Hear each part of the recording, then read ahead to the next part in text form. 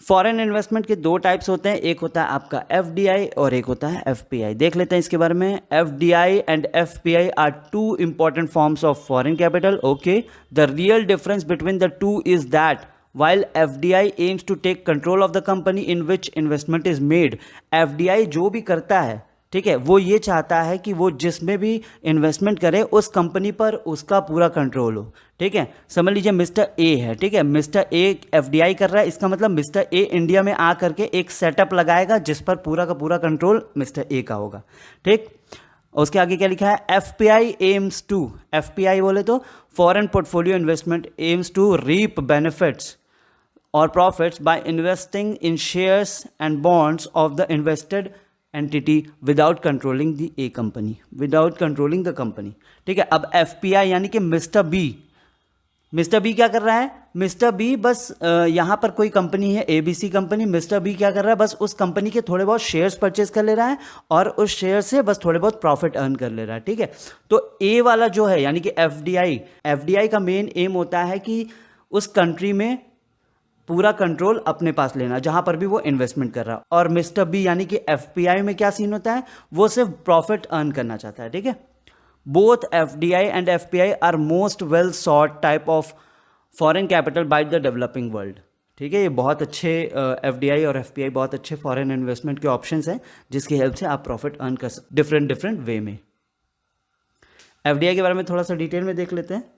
A foreign direct investment is an investment made by a firm or individual in one country business interest located in another country। अभी जैसे mister A है वो US का है, ठीक है, और उसको क्या करना है, मिस्टर ए है वो है यूएस का, उसको ओपन करना है एक बिजनेस कहाँ, इंडिया में। ठीक है, तो वो क्या कर रहा है, वो एफडीआई कर रहा है।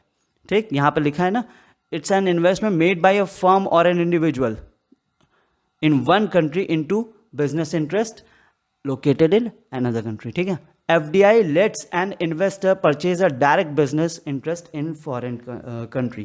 बहुत सारी ऐसी कंट्रीज है जो लोगों को क्या करती है, इनवाइट करती है, आप हमारे यहाँ आइए और इन्वेस्ट करिए। क्यों, क्योंकि अगर कोई भी इंडिविजुअल या फिर फर्म यहाँ पर आएगी, समझ लीजिए किसी कंट्री में आएगी, तो वो अपने साथ टेक्नोलॉजीज और बहुत सारी चीज़ें और भी लेके आएगी जिससे कि एम्प्लॉयमेंट जनरेशन भी होगा। ठीक है, FPI Foreign Portfolio Investment consists of securities and other financial assets passively held by foreign investors। अभी जैसे अगर हम अभी इंडिया में बैठ करके नाइके के कुछ शेयर्स परचेस कर लेते हैं तो ये क्या हो जाएगा, ये फॉरेन पोर्टफोलियो इन्वेस्टमेंट हो जाएगी। ठीक है, और अगर हम यहाँ इंडिया में बैठ करके यूएस में कोई अपना सेटअप रन करने के बारे में सोच रहे हैं, कोई बिजनेस सेटअप वहाँ पर करना चाहते हैं, तो ये क्या हो जाएगा, ये एफडीआई हो जाएगा। ठीक है, FPI does not provide the investor with direct ownership of financial assets and is relatively liquid depending on the volatility of the market। देखिए जो आपका FPI है वो आपको डायरेक्ट ओनरशिप प्रोवाइड नहीं करता है फाइनेंशियल एसेट्स का, बस उसका आप एक छोटा सा शेयर परचेज कर लेते हो। ठीक है, और ये बहुत वॉलेटाइल होता है। ठीक है, as comparison to FDI। Example यहाँ पे कुछ लिखा हुआ है, stocks, bonds, mutual funds, exchange related funds, traded funds, ADR, GDR। ठीक है, अब यहाँ पर थोड़ा सा डिफरेंस दिया हुआ है, इसको देख लेते हैं। यहाँ पर FDI का डेफिनेशन है, FDI refers to the investment made by the foreign investors to obtain a substantial interest in the enterprise located in a different country. वही चीज़ है, अगर आप एक कंट्री में बैठ करके दूसरी कंट्री में कुछ सेटअप करना चाह रहे हो, डायरेक्ट बिजनेस सेटअप करना चाह रहे हो, ठीक है, तो ये आपका FDI हो जाएगा। Whereas when an international investor invests in the passive holdings of an enterprise of another country, that is the investment in the financial asset। जब आप समझ लीजिए इंडिया में बैठे हैं और यूएस में किसी कंपनी के शेयर्स वगैरह परचेज कर रहे हैं, किसी भी फाइनेंशियल एसेट में आप परचेज कर रहे हो, सेल कर रहे हो, डील कर रहे हो कुछ भी, तो फिर वो आपका FPI में इंक्लूड जाएगा। FDI में जो रोल होता है इन्वेस्टर्स का वो एक्टिव होता है, FPI में पैसिव होता है। ठीक है, डिग्री ऑफ कंट्रोल, FDI में ज़्यादा कंट्रोल रहेगा आपके पास, FPI में कम कंट्रोल रहेगा। लॉन्ग टर्म होता है FDI, FPI तो आप कभी भी खरीदो कभी भी बेचो, यहाँ तो इनकी short term. Management of projects, यहाँ पर आपका बहुत एफिशिएंट मैनेजमेंट होता है, यहाँ पर आपका लेस एफिशिएंट होता है। ठीक है, इन्वेस्टमेंट इन फिजिकल एसेट, यहाँ पर आपका इन्वेस्टमेंट होता है और यहाँ पर किस में होता है आपका फाइनेंशियल एसेट में, वहाँ पर आप डायरेक्ट फिजिकल एसेट परचेज करते हो।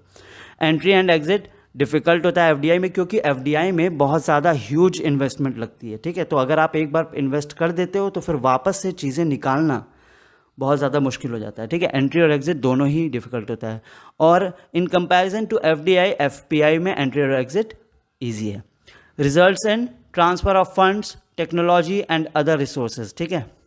और यहाँ पर कैपिटल का इनफ्लो होता है, ठीक है। तो ये क्या था आपका एफडीआई और एफपीआई का डिफरेंस। देखिए यहाँ पर एफडीआई के कुछ हम लोगों को टाइप्स देखने होंगे, ठीक है, जो हमारे एग्जाम के लिए बहुत ही इंपॉर्टेंट हो सकता है। हॉरिजॉन्टल, वर्टिकल एंड कॉन्ग्लोमरेट, ठीक है, एक एक करके देख लेते हैं। In case of horizontal FDI, the companies does all the same activities abroad as at home. समझ लीजिए टोयोटा क्या कर रही है, टोयोटा मोटर कार्स बना रही है, ठीक है।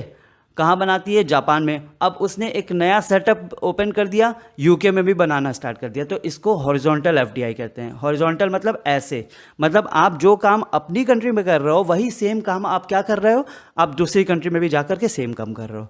अब वर्टिकल, वर्टिकल कैसे बनता है? जी हाँ, ऐसे बनता है, ठीक है। वर्टिकल में दो टाइप के हैं, एक आपका फॉरवर्ड वर्टिकल और एक है आपका बैकवर्ड वर्टिकल। फॉरवर्ड वर्टिकल में जैसे समझ लीजिए टोयोटा क्या करता है, टोयोटा मोटर कार बनाता है जापान में।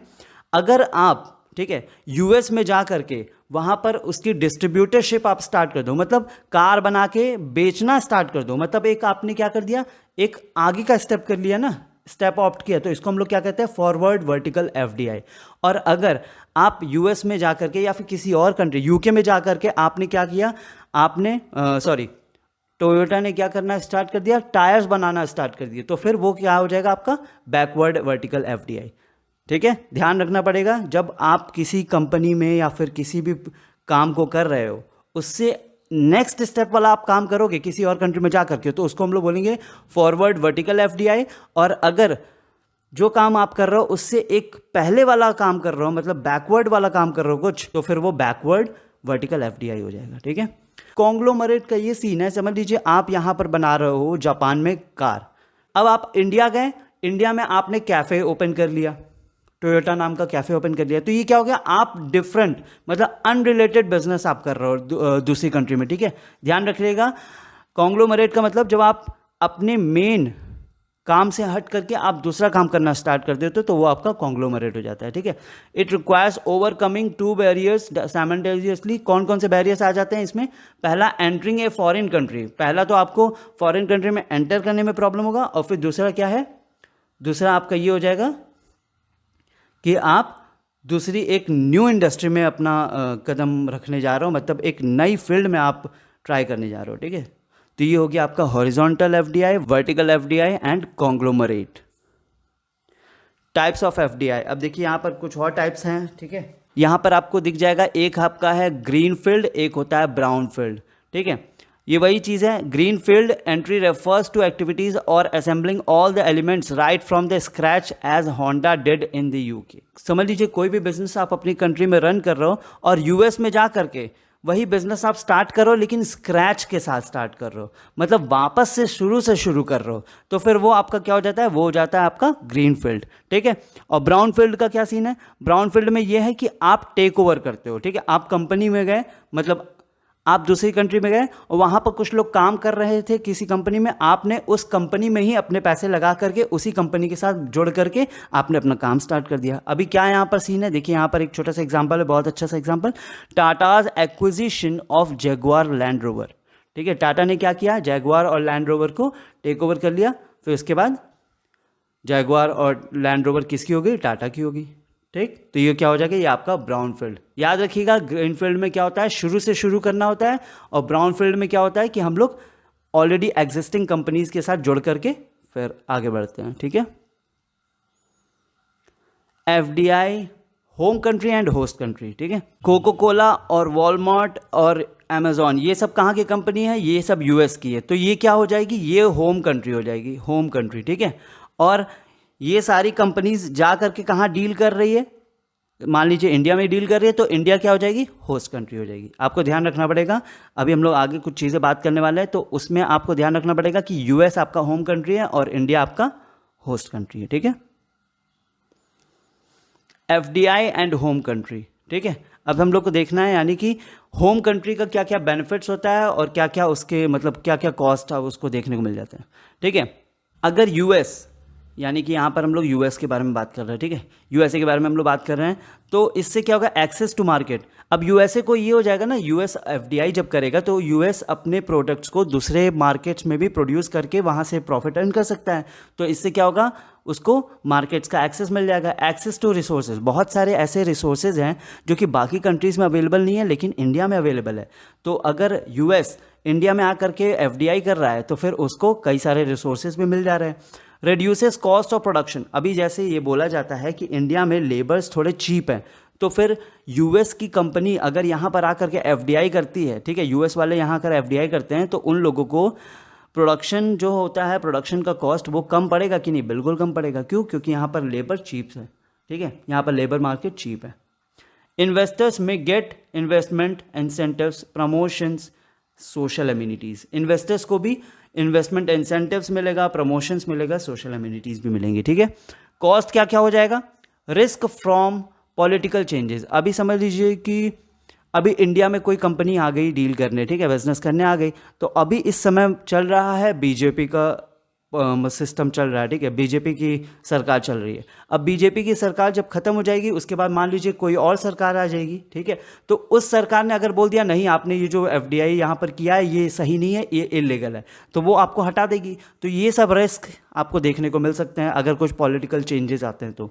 हिंड्रेंस टू डोमेस्टिक इन्वेस्टमेंट, अभी यूएस अगर दूसरी कंट्री में जा करके एफडीआई कर रहा है, इसका मतलब क्या कर रहा है, यूएस अपने रिसोर्सेज ले जा करके दूसरी कंट्री को प्रोवाइड कर रहा है। ठीक है, तो इसका मतलब क्या होगा, अभी अगर यही रिसोर्सेज वो अपनी कंट्री में ही, यूएस अपनी कंट्री में ही सारा बिजनेस करता तो फिर वहाँ के लोगों को बहुत ज़्यादा फायदा होता है। ठीक है, एम्प्लॉयमेंट अपॉर्चुनिटीज़ वगैरह बढ़ती, ठीक है, अगर वो अपनी कंट्री में ही करता है। इकोनॉमिक नॉन वायबिलिटी, इसमें पढ़ लेते हैं, considering that foreign direct investment may be capital intensive from the point of view of the investors, it can sometimes be very risky or economically non viable। अब मान लीजिए आपने किसी और कंट्री में एफडीआई कर तो दी है, लेकिन ये ज़रूरी नहीं है ना कि आपको हर बिजनेस से प्रॉफिट मिले ही मिले, कई बार लॉस भी हो जाता है। तो इसके लिए आपका ये वाला पॉइंट है, इकोनॉमिक नॉन वायबिलिटी। ठीक है, investment abroad takes away employment opportunities of the people in the home country. वही बात है, अगर क्या नाम है आप दूसरी कंट्री में रहोगे, मतलब दूसरी कंट्री में अगर एफडीआई करोगे तो आप अपनी कंट्री से एम्प्लॉयमेंट अपॉर्चुनिटीज़ ले जा करके दूसरी कंट्रीज़ को दे रहे हो, इसका मतलब ये होता है। ठीक है, अब देखिए ऊपर क्या था, एफडीआई एंड होम कंट्री, यहाँ पर आपका ये हो जाएगा एफडीआई एंड होस्ट कंट्री, ये हमसे थोड़ा सा बाय मिस्टेक हो गया है। ठीक है, एफडीआई एंड होस्ट कंट्री। ठीक, तो इसमें क्या क्या हो जाएगा, होस्ट कंट्री कौन था, ध्यान रखिएगा इंडिया। अब इंडिया के पर्सपेक्टिव से हम लोग देखेंगे। ठीक है, इंडिया को क्या मिल जाएगा, improving the balance of payment. ठीक है, अब नॉर्मल सी बात है, अगर एफडीआई आ रहा है हमारे पास यानी कि फॉरेन करेंसी भी आएगी। ठीक, तो इससे हमारे क्या होगा, हमारा बैलेंस ऑफ पेमेंट सुधरेगा। प्रोवाइडिंग एम्प्लॉयमेंट, एफडीआई जब आ रहा है तो यहाँ पर लोगों को एम्प्लॉयमेंट भी मिलेगी। ठीक है, इससे एम्प्लॉयमेंट जनरेट होगा। सोर्सेज ऑफ टैक्स रेवेन्यू, जब बाहर के लोग यहाँ आकर के काम करेंगे तो यहाँ के लोग यहाँ की सरकार को टैक्स भी तो पे करेंगे। ठीक है, अब टेक्नोलॉजी ट्रांसफ़र, यानी कि बाहर से जब एफडीआई आएगी तो नॉर्मल सी बात है वो अपनी टेक्नोलॉजीज़ वगैरह भी लेके आएगी, तो हमारे इंडिया में टेक्नोलॉजी का भी अपग्रेडेशन होगा। Building of economic and social infrastructure, economic और सोशल इंफ्रास्ट्रक्चर बिल्ड होगा। प्रेजेंस ऑफ मल्टीनेशनल में improve the reputation of the host country. अब इंडिया में अगर बहुत सारे एमएनसीज आकर के काम कर रही हैं तो इससे क्या होगा, इंडिया की रेपुटेशन और अच्छी होती चली जाएगी। ठीक है, कॉस्ट क्या क्या हो सकता है इंडिया के लिए, कल्चरल एंड पॉलिटिकल इंटरफेरेंस। बहुत सारी ऐसी बड़ी बड़ी कंपनीज हैं जो आ करके यहाँ के कल्चर को, जैसे नॉर्मल सी बात है अभी जैसे आप लोग देखते होंगे कि वेस्टर्न कल्चर इंडिया में बहुत ज़्यादा छा रहा है। ठीक है, तो ये कैसे हो रहा है, बाहर की कंट्रीज जब यहाँ आ करके अपना मतलब यहाँ के लोगों को शिफ्ट कर रही है। ठीक है, हमारे जो इंडियन कल्चर से लोग वेस्टर्न कल्चर के साइड शिफ्ट हो रहा है, तो ये हमारे लिए एक कॉस्ट हो जाएगा। पॉलिटिकल इंटरफेरेंस भी करती हैं कुछ कुछ बड़ी बड़ी कंपनियां। Unhealthy competition to domestic players, अब बाहर से जो कंट्रीज़ आ रही है वो सब तो बड़ी बड़ी कंपनीज़ हैं, तो उन कंपनीज़ से हमारे जो छोटे छोटे कंपनीज़ के रिटेलर्स है या फिर होलसेलर्स है वो सब कैसे कम्पीट कर पाएंगे, तो उन लोगों के लिए एक अनहेल्दी कंपटीशन हो जाएगा। Over utilisation of local resources, ठीक है। नेचुरल और ह्यूमन रिसोर्सेज का ओवर यूटिलाइजेशन भी कर सकते हैं। अब बाहर के लोग आकर के हमारे इंडिया के रिसोर्सेज को यूज़ तो कर रहे हैं, ठीक है, तो फिर वो ऐसा भी हो सकता है ना कि वो उसको ओवर यूटिलाइज कर ले और यहाँ हमारे इंडिया के लिए बचे ही ना। वायलेशन ऑफ ह्यूमन राइट्स, अब कई बार ऐसा होता है कि बाहर के जो कंपनीज आती हैं यहाँ पर काम करती हैं, वो यहाँ पर चाइल्ड लेबर को भी अप्रोच कर सकती हैं, ठीक है, तो इस बात का भी ध्यान रखना पड़ेगा। Threat to local markets, threat to indigenous market, यहाँ पर जो भी लोकल मार्केट्स हैं उन लोगों के लिए ये एक बहुत बड़ा थ्रेट है, क्योंकि बाहर से जब FDI आएगी तो फिर वो और अच्छे प्रोडक्ट्स लेके आएगी और यहाँ के जो इंडिजिनस मार्केट हैं और उसमें जो लोकल प्रोडक्ट्स मिलते हैं उनका जो पूरा मार्केट है वो ख़त्म होता चला जाएगा। क्यों? क्योंकि लोग शिफ्ट हो जाएंगे बाहर के प्रोडक्ट्स में, ठीक है। तो ये था क्या हमारा FDI एंड होस्ट कंट्री, यानी कि हम लोग इंडिया के पर्सपेक्टिव से भी बात कर लिए।